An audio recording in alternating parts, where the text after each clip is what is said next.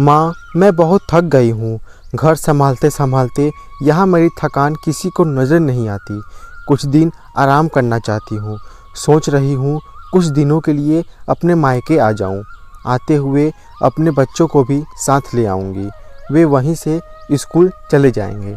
आखिर एक ही शहर में ससुराल और मायका होने का कुछ तो फ़ायदा मिले। नम्रता ने फ़ोन पर अपनी माँ से कहा। पार्वती जी ने दूसरी तरफ से कहा, हाँ बेटा, जब तेरी इच्छा हो आ जाना। आखिर ये तेरा भी तो घर है। ठीक है माँ, तो मैं कल ही आ जाऊँगी। नम्रता खुश हो बोली। हाँ बेटा, कल आ जाओ, मैं तुम्हारा इंतज़ार करूँगी। अभी मैं फ़ोन रखती हूँ, मुझे मंदिर भी जाना है। कमला जी ने फ़ोन रख दिया और सीधे किचन में गई। किचन में खाना बना रही बहू से बोली, अरे अनुपमा, सुनो, कल तुम्हारी ननद आ रही है। आज बाज़ार जाकर फल, सब्जी और मिठाइयाँ लेकर आना। बेचारी मेरी बेटी ससुराल में नौकरों की तरह काम करती है और उस पर कोई ध्यान ही नहीं देता।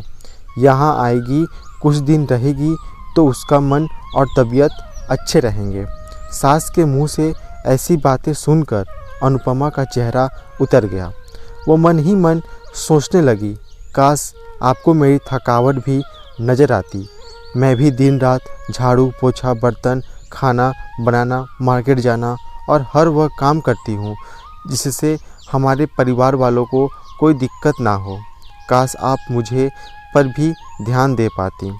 आपकी बेटी तो जब मन में आता है तब यहाँ आ जाती है, लेकिन मैं साल में एक बार ही अपनी माँ के पास जाती हूँ, तब भी आपको प्रॉब्लम होती है।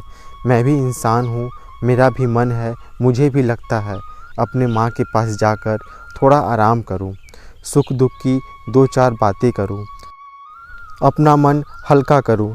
भगवान, अब तुम ही कुछ करो ताकि मेरी सास की आंखें खुले और उसे मेरी थकावट भी नज़र आए।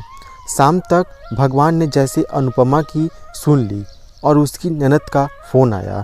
ननद ने अपनी माँ से कहा कि उसकी सास ने उसे मायके आने के लिए मना कर दिया है, इसलिए इस बार वो नहीं आ सकती। पार्वती जी बोली, ऐसे कैसे मना कर दिया? पहले तो कभी वह तुम्हें आने के लिए नहीं रोकती थी, इस बार भला क्या हो गया? लाओ मेरी बात कराओ, उसे मैं समझाती हूँ। नम्रता ने फ़ोन अपनी सास के पास दिया। पार्वती जी ने कहा, नमस्कार समधन जी, आपसे कुछ कहना था। समधन जी ने कहा, कहिए। दरअसल नम्रता कल त्यौहार है, इसलिए अपने मायके आना चाहती है। अगर आप उसे भेज दें तो अच्छा रहेगा। नम्रता की सास ने कहा, देखिए समधन जी, आपकी बेटी मायके जाकर रहे, इस बात के लिए हमने उसे कभी नहीं रोका और इस बात से हमें कोई प्रॉब्लम भी नहीं है। कुछ दिनों पहले मैं अपने रिश्तेदार के शादी में गई थी। वहाँ आपकी बहू अनुपमा की माताजी से मिलने का मौका मिला। उनसे गपशप करने के दौरान उनकी बातों से पता चला कि अनुपमा को साल में एक ही बार अपने मायके जाने को मिलता है और वह भी बहुत कम समय के लिए। मुझे लगता है आपको पहले अनुपमा को उसके मायके भेज देना चाहिए और वह जब मायके होकर आ जाएगी तो मैं नम्रता को आपके पास भेज दूंगी। एक बहुत ज़रूरी बात जो मुझे लगता है आपको समझ लेनी चाहिए कि आपको अपनी बहू को भी बेटी की तरह या बेटी से भी ज़्यादा प्यार देना चाहिए। उसे भी मायके जाने की इच्छा होती होगी। हो सकता है नम्रता के वहाँ आने से उसकी अवभगत करने के लिए आप उसे उसके मायके नहीं भेजती होंगी, या फिर वह आपसे कुछ कहने से अभी डरती हो। अगर आप उसको घर में ही कैद रखोगी तो एक दिन ऐसा आएगा जब वह आपके खिलाफ़ बोलने लगेगी, फिर वह आपकी सुनेगी भी नहीं और जब चाहे तब अपने मायके जाएगी। ऐसी परिस्थिति आए, इससे अच्छा है कि आप ही कुछ बदलाव अमल में ले आएं, जिससे आपका रिश्ता और रिश्ते की मिठास खराब ना हो। पार्वती को अपने समधन के हर एक शब्द में सच्चाई नज़र आई। उन्हें महसूस हुआ कि उन्होंने अपनी बेटी के प्यार में अंधे होकर कभी भी अपनी बहू के मन का विचार नहीं किया। उन्होंने हमेशा ही अपनी बेटी को अपने बहू से ऊपर रखा। दूसरी तरफ नम्रता भी अपनी भाभी के बारे में हो रही इस बातचीत को सुन रही थी। उसने भी रियलाइज़ किया कि वह कभी भी अपनी भाभी के साथ ठीक से बात नहीं करती और जब वह अपने मायके जाती है तो भाभी थोड़ी उदास रहती है। पार्वती जी ने अपनी बहू को बुलाया और उसे कहा कि अनुपमा कुछ दिनों के लिए नम्रता नहीं आने वाली है, इसलिए पहले तुम अपने मायका होकर आओ।